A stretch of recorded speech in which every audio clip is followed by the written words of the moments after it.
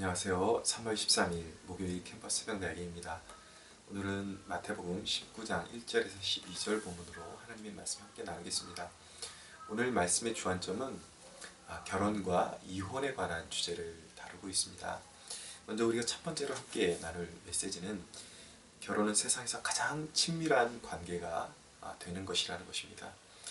4절 말씀에 이렇게 말씀합니다. 예수께서 대답하여 이르시되 사람을 지으신 이가 본래 그들을 남자와 여자로 지으시고 5절입니다. 말씀하시기를 그러므로 사람이 그 부모를 떠나서 아내에게 합하여 그 둘이 한 몸이 될지라 이렇게 말씀하고 있습니다. 여러분 피를 물려받은 부모보다 더 친밀한 관계가 되는 것이 바로 부부관계가 되는 것입니다. 왜냐하면 결혼한 남자와 여자는 하나님께서 한 몸으로 초청하셨기 때문입니다. 마치 삼위일체 하나님의 관계처럼 분명히 인격이 분리된 세 분의 하나님이 계시지만 그분은 세 분이라고 말할 수도 없고 삼위의 그 인격을 가지신 온전히 하나이신 삼위일체의 하나님이신 것처럼 그것은 인격은 분리되지만 그 세 분은 전혀 떨어질 수 없는 속성을 가지고 한 분의 그 하나님으로서의 속성을 가지고 있는 것처럼 부부라는 것도 두 사람이지만 본질적으로는 이제 하나가 되었음을 의미하는 것입니다. 영적으로 육체적으로 이제 하나가 되었음을 의미하는 것이죠. 그만큼 친밀한 관계가 되었다는 것입니다. 그렇기 때문에 성경적인 원리에서 보면 남과 여가 부모를 떠나서 이제 한 몸을 이루고 가정을 이룬 것이 이제 하나님의 그 뜻이기 때문에 부모가 지나치게 결혼한 자녀에 대해서 너무나도 종속적으로 두고 이렇게 좌지우지하려는 그러한 특별히 이제 한국 사회에서 그런 것들이 만연하죠.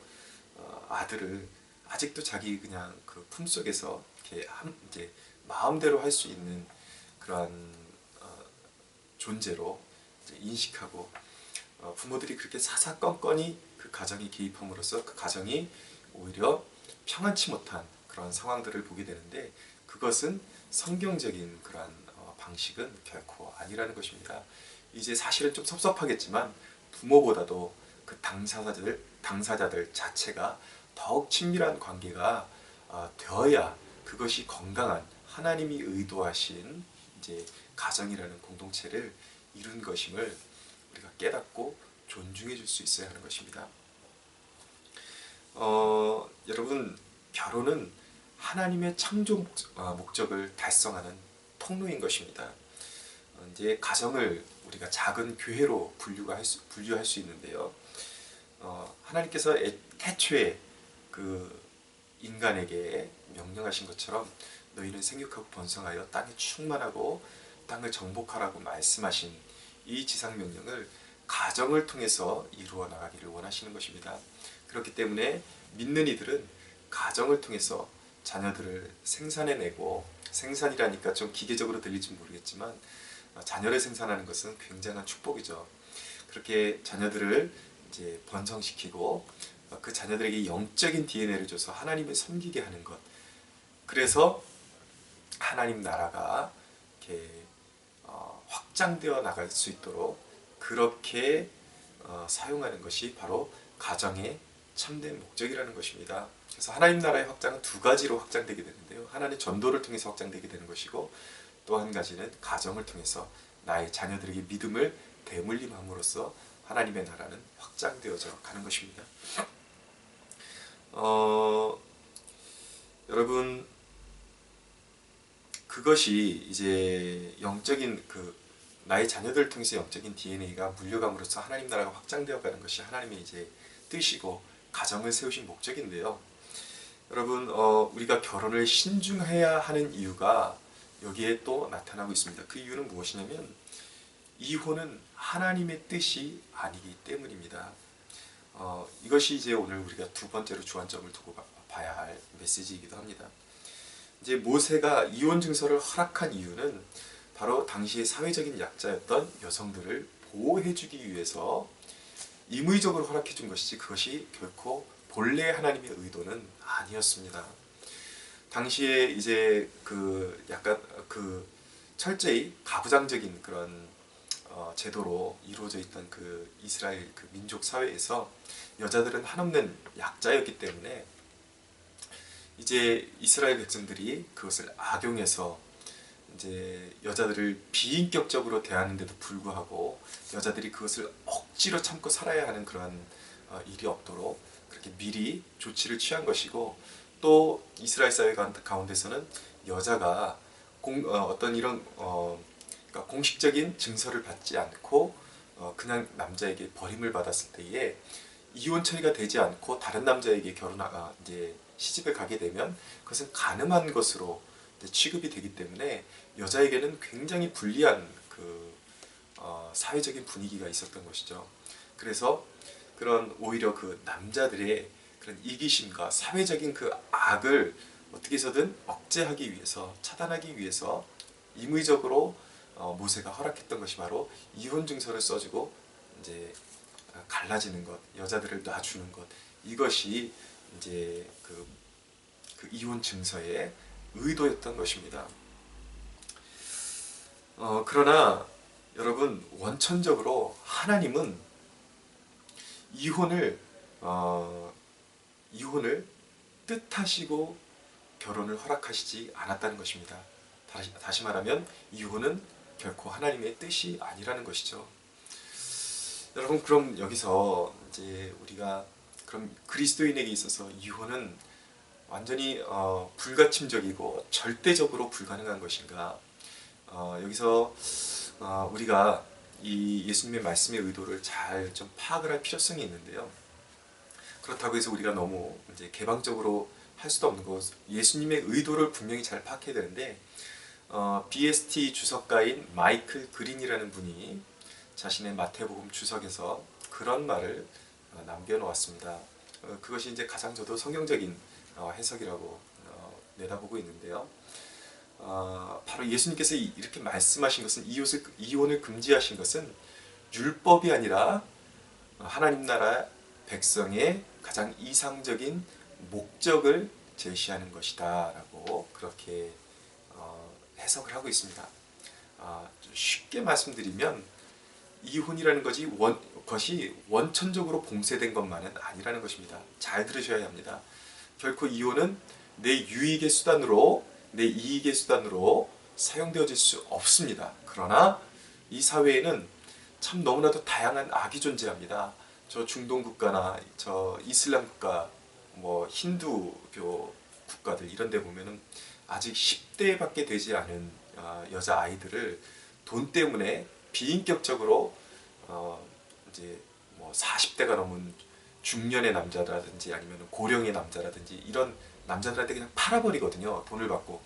그러면 정말 사랑하지도 않는 관계에서 억지로 그 결혼 관계를 유지하고 또 성적인 노예로서의 역할밖에 할 수 없는 이런 폐단이 지구상에 분명히 존재한다는 것이죠.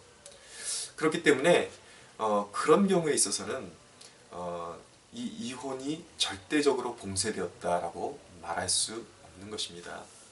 분명히 주님께서는 약자를 보호하기를 원하고 계십니다.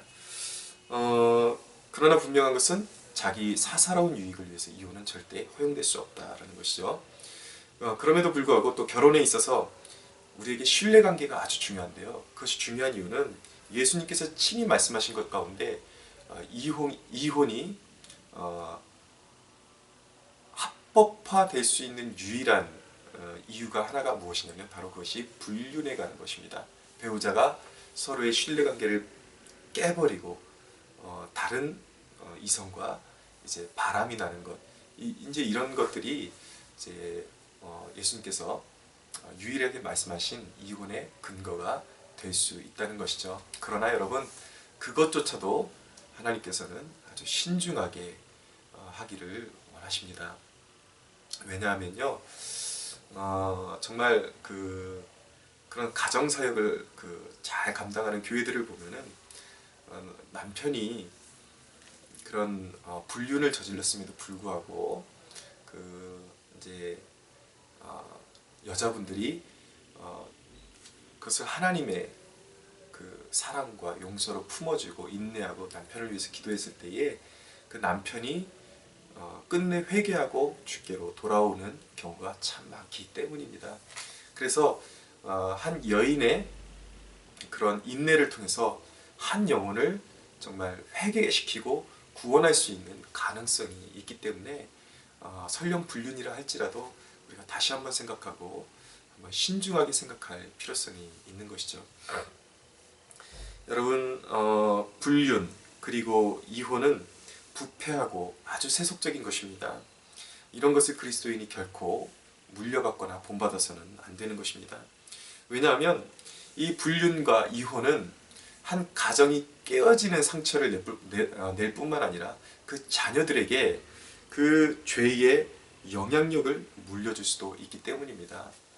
하나님께서는 죄를 사하시지만 그 부모의 죄를 인해서 그 부모의 그 어떤 불륜이나 부도덕한 그런 모습을 보고 자란 자녀들이 그 죄의 영향력을 보고 그 영향을 받아서 그들의 그 자녀들에게까지 그 가정이 깨지고 그 자녀들도 부도덕한 삶을 추구할 수 있는 가능성이 있기 때문에 그렇게 될 경우에 그 죄의 영향력이 계속 대물림이 되면서 결국은 그 가정이 파괴적인 모습으로 대물림이 될 수밖에 없다는 것이죠.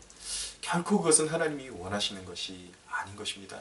그렇기 때문에 이혼은 신중해야 하는 것이고 정말 이런 주님께서 말씀하신 사유 외에 다른 이유로 이혼하는 것은 우리가 생각조차도 하지 않는 것이 합당하다고 그렇게 생각이 듭니다. 여러분, 부적절한 이혼의 사유들을 통해서 사람들이 이혼하고 있는데요. 부적절한 이혼의 사유 첫 번째는 어떤 것들이 있냐면 대표적으로 두 가지만 제가 말씀드리겠습니다. 하나는 경제 문제입니다. 주로 이제 이것은 남자들이 좀 이제 뒤집어 쓰는 경우가 참 많은데 남자들이 결혼해놓고 보니까 생각한 만큼 경제적으로 그렇게 여유를 줄 수 없다는 이유만으로 이제 여성들이 이혼하기를 원하는 그런 경우가 참 많이 있습니다. 그러나 여러분, 상대방이 정말 의도적이고 아주 몹쓸 그런 게으름뱅이의 논팽이의 뭐 이런 가정을 파괴하는 그런 사람이 아니라 정말 애쓰고 가정을 소중히 여길 수 있는 가장인데도 불구하고 그가 노력하는 만큼 어떤 대가를 받을 수 없는 그러한 안타까운 상황 가운데 있다면 여러분, 그것은 이혼의 사유가 아니라 함께 돈을 벌어야 하는 사유인 것입니다. 그렇게 해서 어떻게 해서 가정을 지켜나가고 함께 십자가를 지고 그 가정을 아름답게 이제 짊어지고 나아가는 것이 하나님의 뜻인 것이죠. 여러분, 두 번째로 부적절한 이혼의 사유는 성격 문제입니다. 수많은 연예인들, 수많은 또 이제 그리스도인들 가운데서도 이 세상의 문화가 교회 안으로 들어오면서 서슴없이 성격이 좀 맞지 않으면 이혼해 버리는 그런 경우들이 이제 많이 늘어나고 있는데요. 여러분, 왜 성격 문제 때문에 그런 이혼이 비일비재한 것일까요? 자기중심적으로 생각을 하기 때문입니다. 여러분, 결혼이라는 것은 섬김을 받기 위한 것이 아니라 섬기기 위한 것입니다. 여러분, 성격이 정확히 들어맞아야 결혼할 수 있다면 여러분, 결혼하고 나면 100% 깨지는 것이 맞습니다. 왜냐하면 그렇게 맞는 경우는 거의 없습니다. 우리 안에 정말 섬김을 받으려는 그런 욕심만 있고 내 안에 짊어져야 될 십자가는 없기 때문에 가정이 너무나도 쉽게 깨지는 경우들을 많이 보게 되는 것이죠. 그러나 여러분, 결혼이라는 것은 내가 십자가를 지고 상대방을 섬기기로 그렇게 결정하는 일이라는 사실을 우리가 잊지 말아야겠습니다. 로버트 앤더슨이라는 분이 있는데 이분은 법학 박사이고 그리고 기독교 저술가이십니다. 이분이 그런 말을 남겼습니다. 일주일 이상 된 모든 결혼 생활에는 이혼의 토대가 마련된다. 관건은 결혼의 토대를 발견하고 또 계속해서 발견해 나가는 것이다. 일주일 이상만 함께 살면 이미 이혼할 수 있는 정당한 이유들이 세고 셌다는 것입니다. 그런 거 가지고 이혼하는 것은 결코 그리스도인의 삶의 자세라고 말할 수가 없겠습니다. 우리는 이 세상의 풍조를 우리 가정에서 몰아내야 할 줄로 믿습니다. 여러분, 그럼에도 불구하고 이전에 피치 못할 사정으로 이혼한 분들 있습니까? 여러분 온전한 회개를 통해서 자유해지십시오. 주님께서는 그 모든 것들을 용서해 주시고 이전에 때로는 나는 간절하게 이렇게 가정을 지키기를 원했지만 자기의 의도와 상관없이 이혼을 당한 경우도 있고 이런 경우들 여러분들 하나님 앞에 회개하고 그리고 긍휼을 구하면서 나가면 하나님께서는 그리스도의 보혈 안에서 여러분을 자유케 하실 것입니다. 그리고 하나님의 뜻 안에서 정말 새로운 가정, 믿음의 가정을 이루는 축복이 여러분들의 삶 가운데 임하기를 간절히 소원합니다. 그리고 혹시 아직 미혼인 사람들은 여러분 멀리 보는 눈을 가지십시오. 순간의 만족보다 정말 믿음의 가정을 이룰 수 있는지를 제일의 가치로 고려할 수 있는 여러분들이 되기를 바랍니다. 사랑하는 여러분, 결혼과 이혼은 아주 신중해야 하는 것입니다. 결혼은 신성한 것입니다. 가정은 바로 교회의 가장 작은 단위인 것입니다. 여러분들의 결혼 생활이 정말 서로의 그 십자가를 짊어지는 그러한 모습 속에서 섬김이 있고 자비와 긍휼이 있고 그 가운데 하나님의 은혜가 서로 불쌍히 여기는 은혜가 그 가운데 주님이 주시는 평강과 사랑이 여러분들의 가정 가운데 흘러넘치는 그런 축복이 임하기를 간절히 주 예수의 이름으로 축원합니다.